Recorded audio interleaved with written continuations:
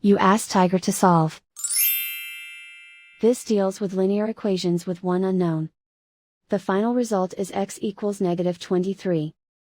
Let's solve it step by step. Simplify the expression. Group like terms. Simplify the arithmetic. Swap sides.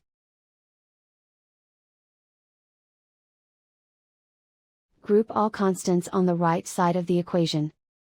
Subtract 10 from both sides. Simplify the arithmetic.